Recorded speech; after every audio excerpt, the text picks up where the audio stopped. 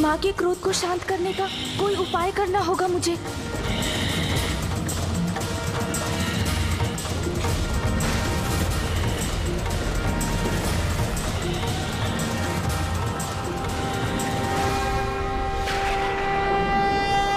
जगदम्बे जगजननी सिंह आरूढ़ा, जय माँ उमा स्वरूपा। संकट घड़ी सदा आप ही टाले, जग जननी जग को संकट में न डाले। महिषासुर वध था कात्यायनी लक्ष्य, शांत हो माँ हुआ पूर्ण उद्देश्य। क्रोध तजो माता शस्त्र रखो सब, ममता मई मूल रूप धरो अब। विनती सुनो माता छोड़ो आवेशा, करबद्ध करता निवेदन गणेशा। जगदम्बे जगजननी सिंह आरूढ़ा, जय माँ उमा स्वरूपा।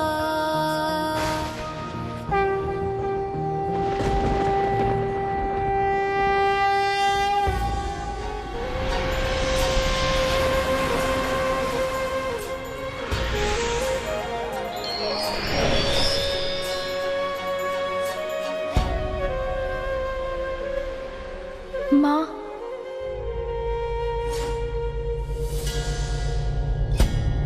छोटे छोटे हाथ पाँव लंबोदर देवा, प्यारी सी मुस्कान अति सुंदर देवा। बालक भगवान को रिझाती माता। आप हमें छोड़कर चली गई थी माँ, तो मैं बहुत अकेला पड़ गया था। पुत्र, तुम्हें अनुमान भी नहीं, तुमसे दूर रहना और तुम्हें अपने से दूर भेजना मेरे लिए कितना कठिन था। कितना कठोर करना पड़ा था मुझे अपने हृदय को, जब मेरे बालिक का रूप में तुम मुझसे भेंट करने आए थे।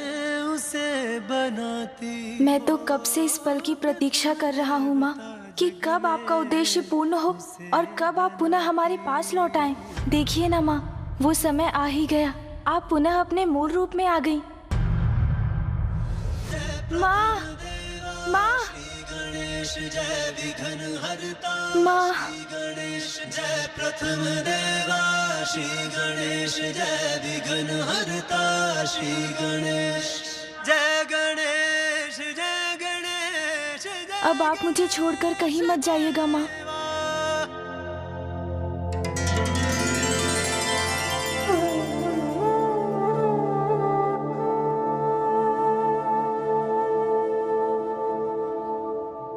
लौट आई मेरी माँ लौट आई।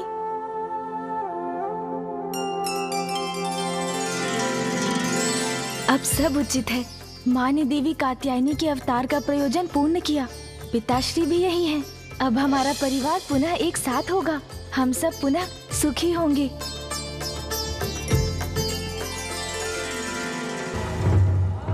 आपको ज्ञात है माँ, एकमात्र मैं ही आपकी प्रतीक्षा नहीं कर रहा था, पिताश्री भी पल पल आप ही का स्मरण करते रहते थे। आप स्वयं भी तो कुछ कहिए पिताश्री, बताइए ना माँ को कि आप भी उनसे वियोग नहीं सह पा रहे थे। महादेव, आइए ना पिताश्री, आइए।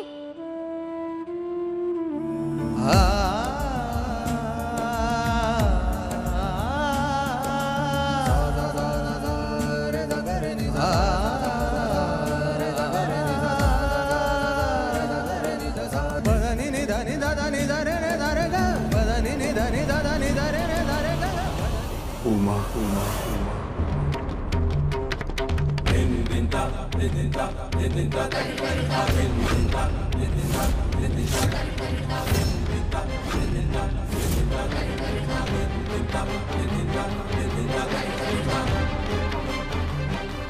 उमा, मैं पुत्र,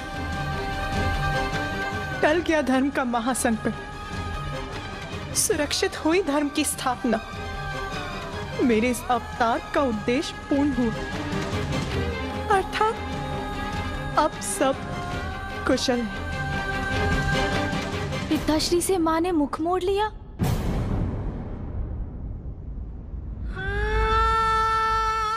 पुत्र गणेश, सब कुशल है ना?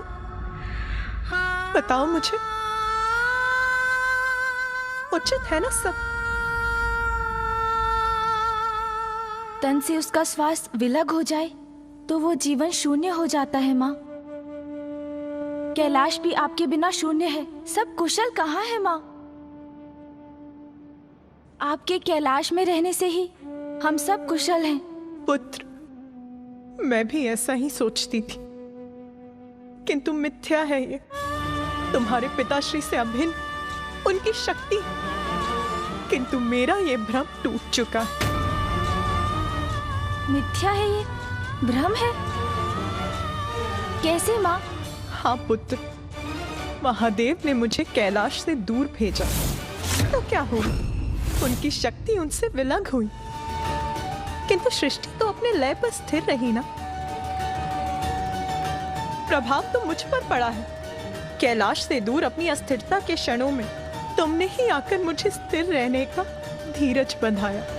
माँ, मैं वचन देता हूँ, इस कमल पुष्प के मुरझाने के पूर्व ही मैं पिताश्री को लेकर यहाँ आपके पास लौट आऊंगा। किंतु कैलाश निवासियों का क्या? मैं यहाँ रहूं अथवा नहीं, उन्हें उससे क्या? नहीं माँ, ऐसा नहीं है।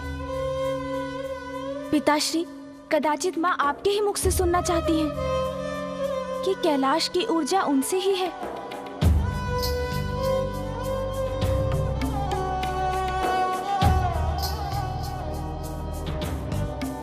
उमा, ज्ञात है मुझे, मुझसे क्रोधित हो तुम। क्रोधित? और मैं? एक दोषी को इतना अधिकार कहाँ है महादेव? मैं तो मात्र अपने दोष का दंड भुगतने योग्य हूँ। उमा, क्रोध में व्यक्ति के भीतर ऐसे ही विचार उत्पन्न होते हैं। एक बड़ी भूल की थी तुमने, जिसका सर्वनाशी परिणाम था अंधकारी अंधकासुर का जन्म। महाशक्ति हो तुम, जगत जननी हो तुम। सत्य है, तुमने अपनी भूल का प्रायश्चित किया है, किंतु क्रोध मर्यादा का उल्लंघन करवाता है। किंतु भूल स्वीकार कर उसे सुधारने वाला महान कहलाता है। मैंने भी तुम्हारे बिना हर पल, हर क्षण उतनी ही पीड़ा सहन की है।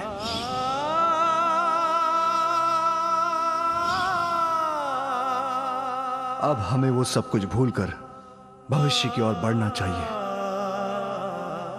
हाँ माँ, यही उचित रहेगा। उचित है महादेव, किंतु मेरे मन में एक प्रश्न घुमड़ रहा है। जगत पिता क्या मर्यादा से परे है? आप अपनी भूल कब स्वीकारेंगे महादेव? कब स्वीकारेंगे महादेव?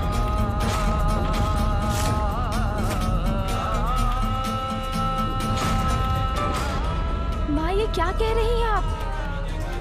पिताश्री की किस भूल की बात कर रही हैं?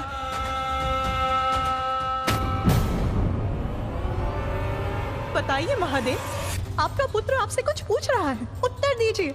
शांत करिए उसकी जिज्ञासा को। बताइए उसे कि आज यहाँ जो विनाश हुआ है, कौन है उसका कारण?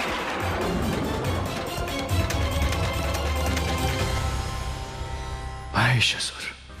वो महिषासुर जो आपके वरदान के फल स्वरूप जन्मा था। तुम्हारा पुत्र अति शक्तिशाली होगा। यदि तुम्हारा पुत्र प्रयास करेगा तो अपने लिए अमृत तुल्य वरदान प्राप्त कर सकेगा।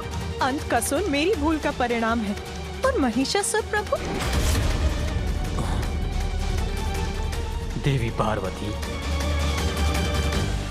ब्रह्मदेव, भूल, दोष, परिणाम, विनाश, मर्यादा, इन सभी की बातें आज हो जाने दीजिए। भूल नहीं उमा, वरदान का परिणाम था महिषासुर।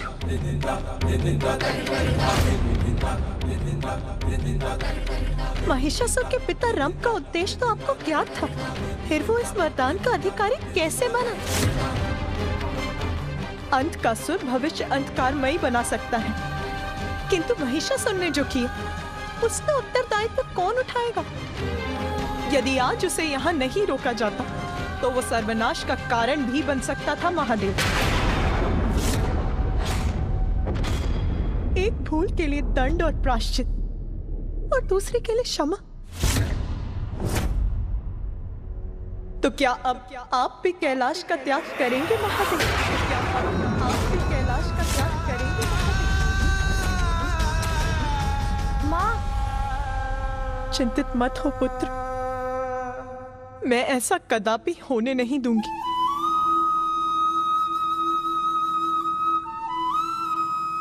स्वामी, आपको कैलाश को छोड़कर जाने की या अपनी भूल का प्रायश्चित करने की कोई आवश्यकता नहीं है, क्योंकि मैं स्वयं कैलाश से दूर जाकर आपकी भी भूल का प्रायश्चित करूंगी। उमा, उमा, उमा।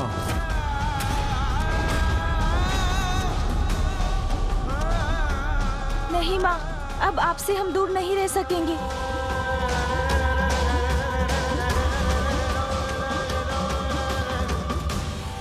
पुत्र, मुझे कठोर होकर यहाँ से दूर जाना ही होगा।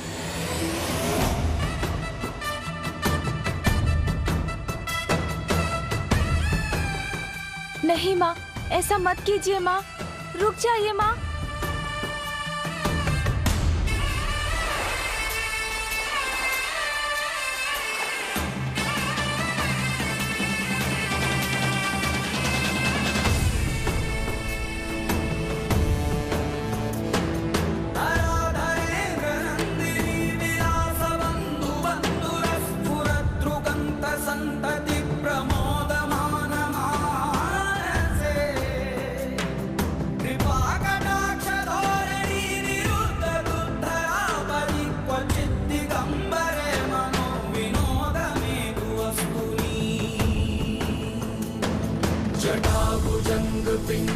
माँ को रोक लीजिए पिताश्री।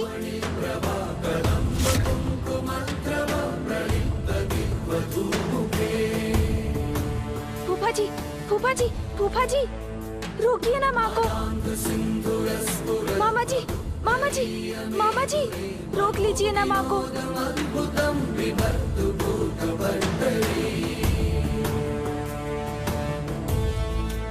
ये तुम्हारा कैसा हट है उमा? मैं तो तुम्हारा साथ पाना चाहता था, किंतु तुम ही नहीं लौटना चाहती।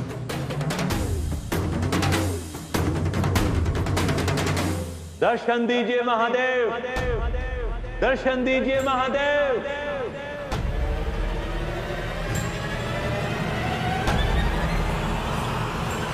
दर्शन दीजिए महादेव, महादेव जी दर्शन दीजिए, दर्शन दीजिए महादेव, महादेव दर्शन दीजिए। पिताश्री, कुछ कीजिए ना पिताश्री, माँ को लौटा लीजिए। तुम्हारी माँ अपना निर्णय ले चुकी है पुत्र, अब हमें भी अपने कर्तव्य के निर्वहन के लिए अपने निवास लौटना होगा। पिताश्री,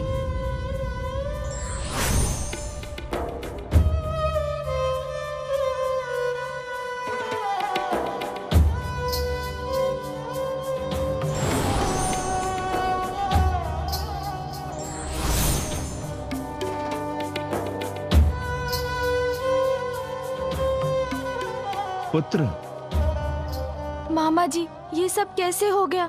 माँ और पिताश्री दोनों चले गए। तुम्हारे पिताश्री एक भक्त को दर्शन देने गए हैं, क्योंकि दुख में भी कर्तव्यों को नहीं भूला जा सकता। और तुम्हारी माता। मामा जी, माँ क्यों चली गई? क्यों हो रहा है ये सब? कुछ भी अकारण नहीं है गणेश, इसके पीछे भी कोई बड़ा उद्देश्य है। किंतु ये सत्य है कि महादेव और शक्ति एक दूसरे के बिना अधूरे हैं, और यह भी सत्य है कि हम सभी उन दोनों के बिना अधूरे हैं। इस कठिन परिस्थिति में तुम्हें अपने माता पिता दोनों का ध्यान रखना होगा। मुझे ज्ञात है, कि पिताश्री बहुत दुखी हैं, किंतु इस निर्णय से तो माँ को भी अपार दुख हुआ होगा।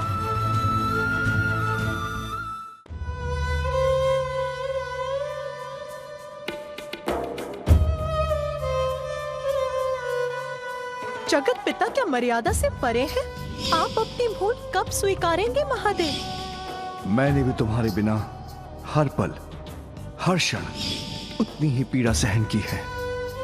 अंत का सुर भविष्य अंधकारमयी बना सकता है, किंतु महिषासुर ने जो किया उसका उत्तरदायित्व कौन उठाएगा? तो क्या अब आप भी कैलाश का त्याग करेंगे महादेव? ये क्या कर बैठी मैं? नदी की धारा तट को धुतकारते, वृक्ष में जीवन संचार करने वाली उसकी जड़ ही उसका आहत करते। स्वामी, आप तो मेरे सर्वस्व हैं। आपसे दूर मैं कैसे रहूंगी? स्वामी, स्वामी, स्वामी! महादेव जी दर्शन दीजिए, दर्शन दीजिए महादेव, दर्शन दीजिए महादेव।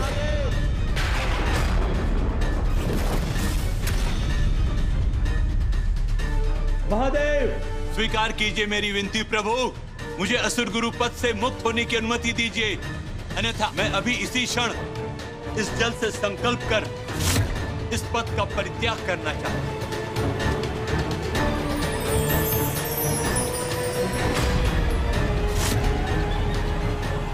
शुक्राचार्य,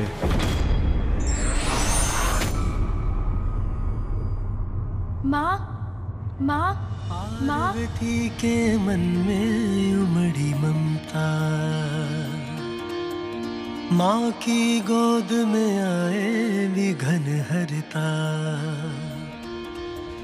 पार्वती के मन में उमड़ी ममता, माँ की गोद में आए विघन हरता। शुक्राचार्य, असुर गुरु के पद पर मैंने तुम्हें स्थापित किया था। तुम उससे विचार किए बिना उस पद का परित्याग करने का निर्णय कैसे लिया तुमने? विचार कैसा प्रभु? स्थिति स्पष्ट है, देवताओं को अमृत प्राप्त है, मेरे असुरों को क्या? वो तो कभी भी विजय का मुख नहीं देख पाएंगे। तो क्या लाभ है असुर गुरु होने का, जब उनकी मैं कोई सहायता ही नहीं कर सकता? उन्हें पराजित होते देखना ही मेरी नियति है। किंतु किसी भी परिस्थिति में पद का परित्याग करना कायरता है भृगुपुत्र। हाँ प्रभु, किंतु पद पर रहकर उसका दायित्व नहीं निभा पाना तो और भी पीड़ादायक होता है ना। इसलिए असुरों के साथ न्याय कर उन्हें भी अमृत प्रदान कीजिए, अन्यथा आप मुझे इस पद से मुक्त कीजिए प्रभु। शुक्राचार्य, मैं तुम्हें अमृत तो नहीं दे सकता, उचित है प्रभु, किंतु किसी के साथ अन्याय भी नहीं होने दे सकता। महादेव, असुरों और देवताओं के मध्य न्याय और अन्याय का भेद जिस उपाय से मिट सकता है आप अस्वीकार कर चुके हैं। मैं असुरों को अमृत नहीं दे सकता, किंतु देवताओं के साथ युद्ध करने के लिए अमृत तुल्य विद्या मृत संजीवनी प्रदान कर सकता हूं।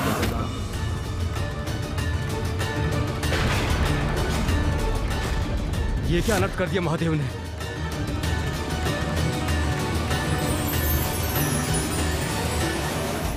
इस विद्या से तुम मृत असुरों को पुनः जीवित कर सकोगे। मैं धन्य हुआ भोलेनाथ, समस्त दैत्य असुर राक्षस कृतार्थ होंगे आपके इस न्याय से।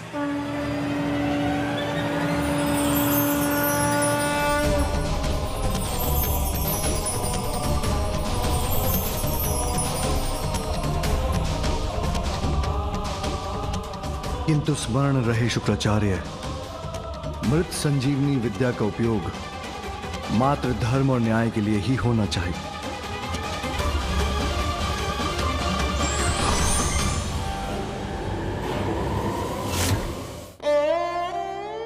आप और पिताश्री तो एक दूसरे से पूर्ण होते हैं माँ, तो एक दूसरे से विलग होकर कैसे रह सकते हैं? चलिए माँ, लौट चलिए कैलाश। पुत्र, खड़क का प्रहार सहा जा सकता है, किंतु अपनों के तीक्ष्ण शब्दों की धार किसी भी खड़क से कहीं गहरा घाव करती है। जो तीक्ष्ण शब्दों का प्रहार मैंने तुम्हारे पिताश्री पर किया है, वही अनेकों गुना होकर मुझे सता रहे हैं। अब जो करना है मुझे ही करना होगा, इसीलिए तुम जाओ पुत्र। तुम्हारे पिताश्री को तुम्हारी आवश्यकता है। तुम जाओ पुत्र। माँ मत जाइए माँ, माँ रुक जाइए, माँ मत जाइए, माँ रुक जाइए, माँ रुक जाइए, माँ रुक जाइए। देवताओं को पराजित करने का यही उचित समय है जब अपनी शक्ति से वंचित है महादेव। अमृत संजीवनी विद्या की शक्ति है मेरे पास, किंतु एक योग्य अर्थात प्रचंड असुर ही सिद्ध कर सकता है मेरा मनोरथ। वो बलशाली असुर योद्धा कौन है? अंधकासुर। वो असुर जो अकेला ही देवताओं को पराजित कर सके।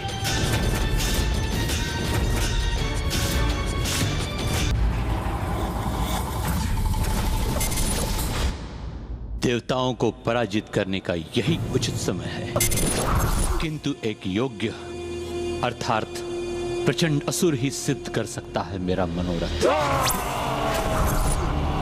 एक ऐसा असुर जिसके अपूर्व शस्त्र में अनोखी शक्ति हो।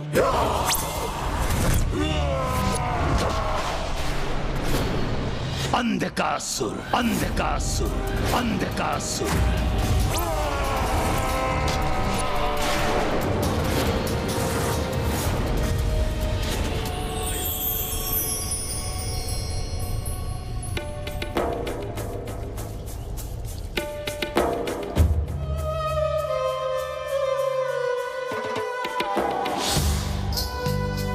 कात्यायनी पुत्री,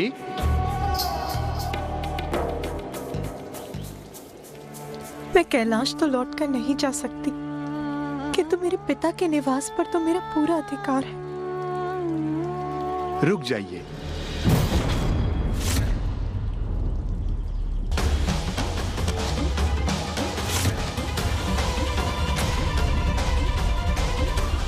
पिताश्री, इस आश्रम में आपका प्रवेश निषेध है। यह आश्रम अब आपके लिए पराया हो गया है।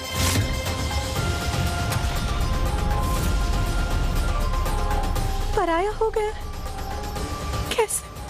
मेरी भक्ति के फल स्वरूप और संसार के कल्याण हेतु आपने मेरी पुत्री के रूप में जन्म लिया, परंतु वास्तविकता में आप तो महादेव की अर्धांगिनी ही है ना। इसलिए आपकी वास्तविक शोभा महादेव के साथ ही है। कौन पिता अपनी पुत्री को अपनी दृष्टि से दूर करना चाहेगा, परंतु दुर्भाग्यवश पुत्री पराया धन होती है, इसलिए आपका कैलाश जाना ही उचित है। पुत्री और धन, इन दो सुंदर शब्दों में आपने पराया जोड़कर इन्हें अर्थहीन कर दिया पिताश्री, और मुझे अपने से विलग कर दिया। एक स्त्री अपने और अपने परिवार के लिए मान अपमान सब भूलकर सब कुछ सह सकती, किंतु अपने स्वामी की उपेक्षा नहीं, क्योंकि मैं कहीं और नहीं जा सकती। आप ये मत सोचिएगा कि मैं यहाँ आपसे सहायता मांगने के लिए आई थी। मैं तो यहाँ केवल अपने पिताश्री का स्नेह पाने आई थी, आपका ध्यान रखने आई थी पिताश्री। मेरा दुर्भाग्य, यहाँ भी मैं अपने पिता के स्नेह से वंचित रही। किंतु स्त्री अबला नहीं होती, वो किसी भी पुरुष पर आश्रित नहीं होती। पिताश्री, मैं आपसे विदा लेती।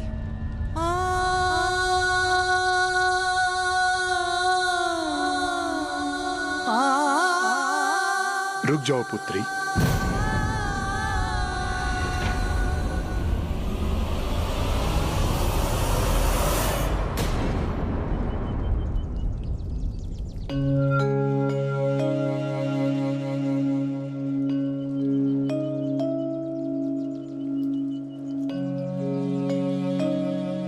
पुत्री रूप में आपको पाकर मैं धन्य हुआ, परंतु आप महाशक्ति हैं, ये मुझे ज्ञात है। आपके और महादेव के मध्य जो हो रहा है वो भी आप ही की लीला है। आपका भक्त और पिता होने के नाते यह भेंट मैं आपको दे रहा हूं। जहां यह रुद्राक्ष की माला टूट जाए और कमंडल का जल छलककर बाहर गिर जाए, वहीं महादेव की पार्थिव लिंग की स्थापना कर पूजा आरंभ कर देना। आपका मनोरथ इसी पूजा से सिद्ध होगा।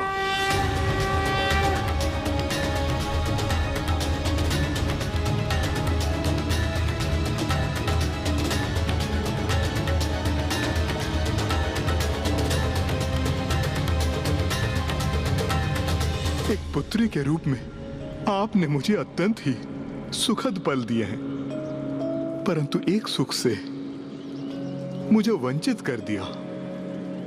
बस आपका कन्यादान नहीं कर सका।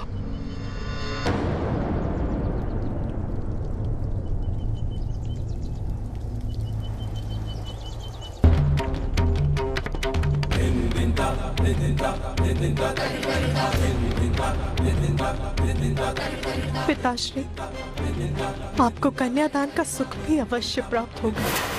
आपको कन्यादान का सुख भी अवश्य प्राप्त होगा। आपको कन्यादान का सुख भी अवश्य प्राप्त होगा।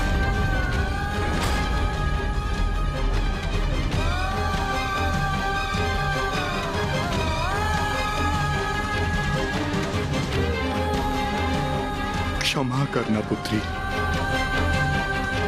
किंतु जगत में धर्म के उत्थान के लिए आपका और महादेव का साथ अनिवार्य है।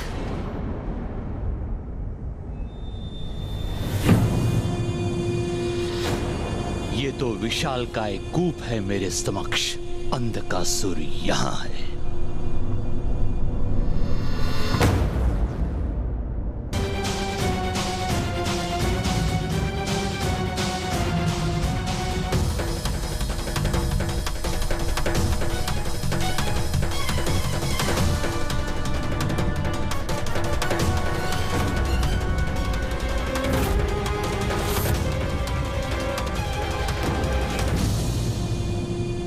इस अंधकारमयी कूप में किसने किया इन असुरों का वध?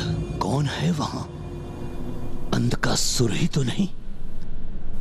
ये तो अंधकासुर ही है, किंतु इस कूप कारागार में क्यों है ये?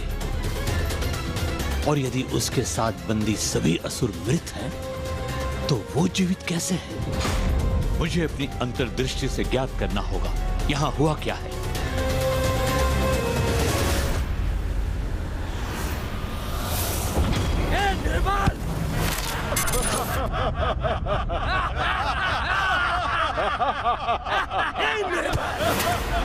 तुम हिरण्याक्ष के पुत्र हो ना? हिरण्याक्ष की मृत्यु के पश्चात तुम्हें इस कारागार में नष्ट होने के लिए छोड़ दिया गया था ना? क्यों? इसलिए कि तुम्हारे नेत्रों पर वस्त्र बंधा है। जिसके नेत्र ही बंधे हो वो कुछ नहीं कर सकता। मारो इसे। ये असहाय असुर है, किसी कार्य के नहीं हो तुम। अरे असहाय असुर, यहाँ तुम कैसे सुरक्षित रहोगे? यहाँ पर जो सबसे शक्तिशाली है वही बच पाता है। निर्बाल,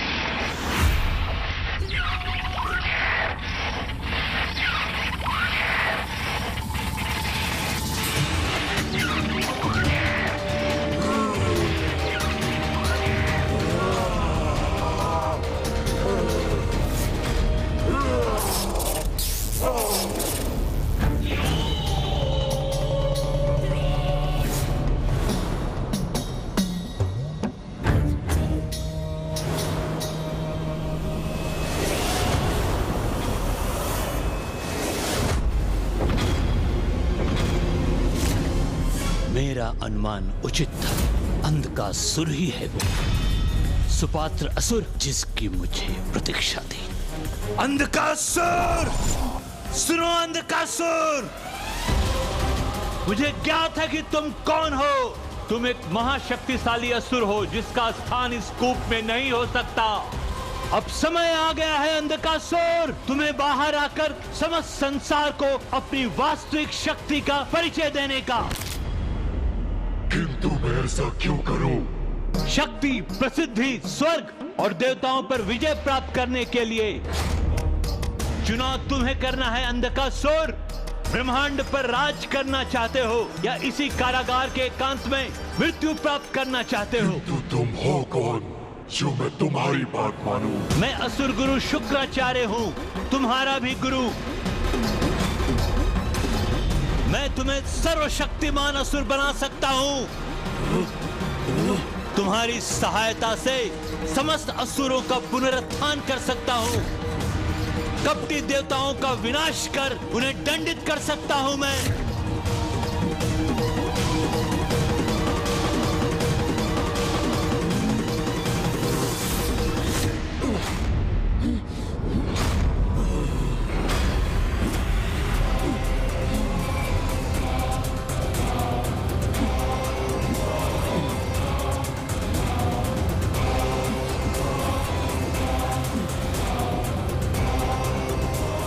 अद्भुत है इसकी शक्ति।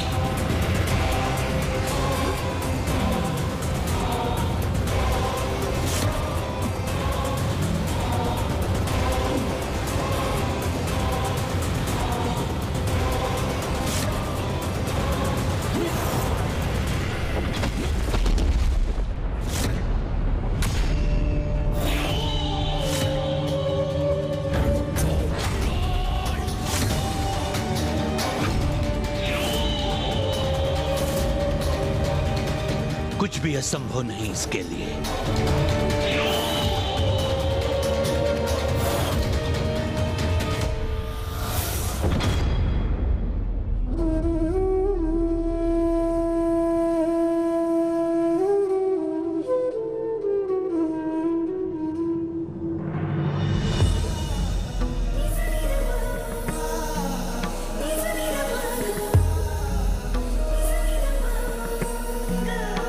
पिताश्री,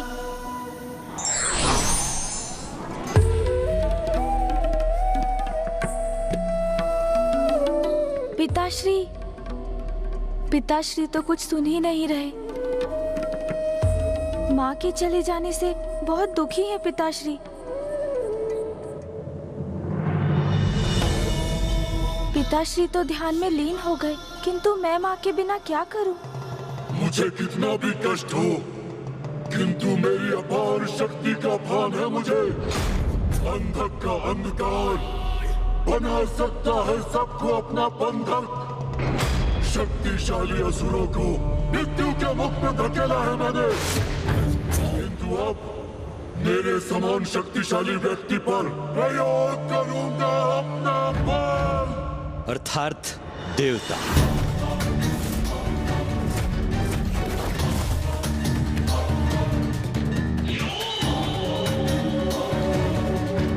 देवता नहीं, आप।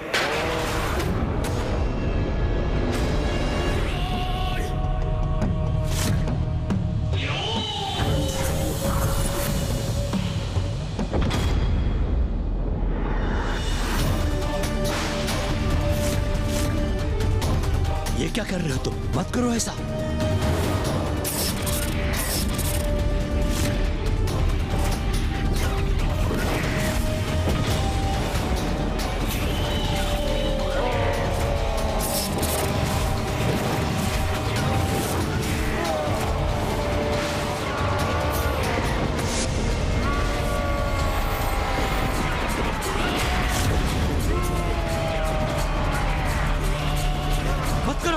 मत करो ऐसा।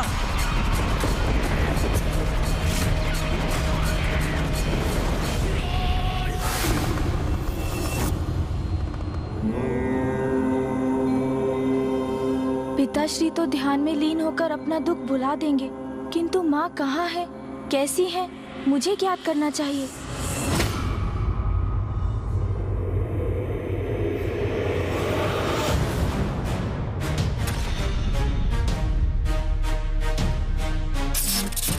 ये अंधकार, ऐसा भयंकर अंधकार तो मैंने तब भी देखा था जब मैं परशुराम जी के साथ गोलोक गया था। अवश्य ये अंधकार असुरों के जागृत होने की पूर्व सूचना है। मुझे शीघ्र माता पिता को एक साथ लाना होगा, तभी अच्छाई की बुराई पर विजय सुनिश्चित हो सकेगी। माँ, माँ,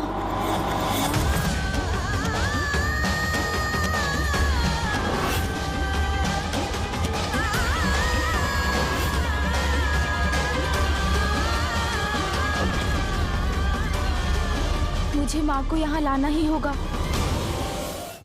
कैसी मूर्खता है ये? मैं सहायता करने आया हूँ तुम्हारी। तुम रुक जाओ, रुक जाओ। अन्यथा अंधकार तक उस गुप्त कारागार में बंदी बने रहोगे तुम।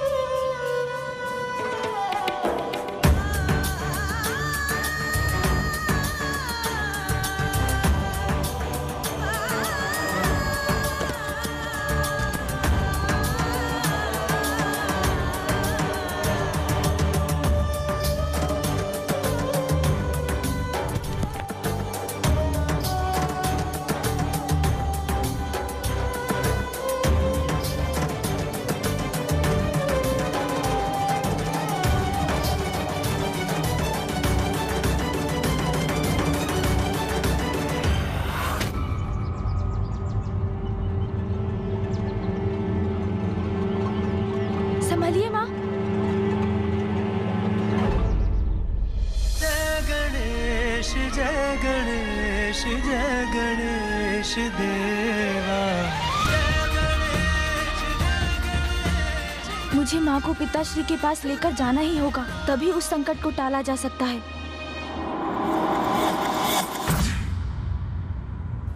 ये क्या कर रहे थे तुम? मेरी शक्ति असुरों का अंत करने में सक्षम है। ज्ञात है मुझे, किंतु वो आप जैसे योग्य और शक्तिशाली पुरुष को बंधक बना सकता है या नहीं, ये देखना चाहता था मैं।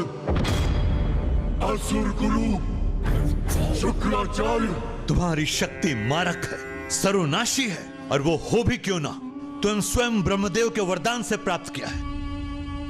मेरे पिता की हत्या के भी पूर्व मैंने चतुर्मुख को प्रसन्न करने के लिए तप किया था और उनसे वरदान भी लिया था। ओम ब्रह्मदेवाय नमः, ओम ब्रह्मदेवाय नमः, ओम ब्रह्मदेवाय नमः, ओम ब्रह्मदेवाय नमः, ओम ब्रह्मदेवाय नमः, ब्रह्मदेवाय नमः, ब्रह्मदेवाय नमः, ब्रह्मदेवाय नमः। अंधकासुर, मैं ब्रह्मदेव तुम्हारी तपस्या से प्रसन्न हुआ। क्या वरदान चाहिए? वरदान दीजिए मुझे ब्रह्मदेव। जब तक रक्त की एक बूंद भी मेरे तन में शेष रहे, कोई मेरा वध न कर सके और सब अंधक के अंधकार के बंधक बने। वरदान दीजिए ब्रह्मदेव। ऐसा ही होगा, परंतु त्रिदेवों और त्रिदेवियों के सिवाय तुम जिस पर भी दृष्टि डालोगे, तुम्हारा अंधकार उसका काल बनेगा, उसका काल बनेगा।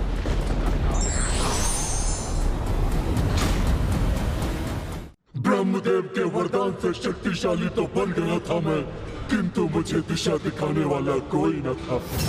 पिता की मृत्यु के बाद मुझे इस अंधकूप में फेंक दिया गया, किंतु इस संपूर्ण समय धीरज नहीं खोया मैंने। प्रतीक्षा थी मुझे उचित समय की, एक योग्य गुरु पाने की, जो मुझे मेरे जीवन के उद्देश्य से परिचित कराए। शक्ति, बुद्धि और धीरज तीनों परम योद्धा के गुण हैं। यही देखना चाहता था मैं। समय आ गया है कि तुम असुरों के नायक बनो, देवताओं से असुरों के अपमान का प्रतिशोध लो, धर्म का विरोध कर अधर्म का संचार करने का सर्वथा उचित समय है, क्योंकि शिव और शक्ति दोनों एक दूसरे से विलग हैं, जिसके कारण देवता शक्तिहीन है। इसलिए अभी उन्हें पराजित करना अत्यंत सरल होगा हमारे लिए।